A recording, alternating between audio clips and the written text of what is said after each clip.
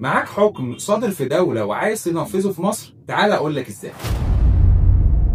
لو صدر ليك حكم في اي دولة والحكم ده عايز تنفذه في مصر، لازم تتوافر مجموعة من الشروط. اول الشروط دي ان لازم الخصم يكون حاضر امامك في المحكمة اللي اصدرت هذا الحكم، يبقى صحة تمثيل الخصوم، وبالتالي لازم تعلنه اعلان صحيح عشان الحكم يبقى صحيح.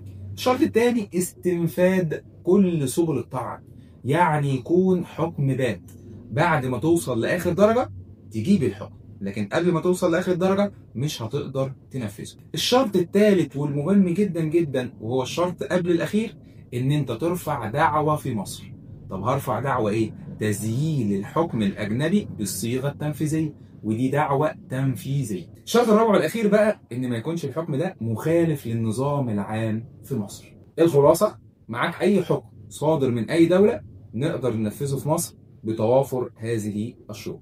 منتظرين اسئلتكم واستفساراتكم واحنا نجاوب عليها في الكومنتات.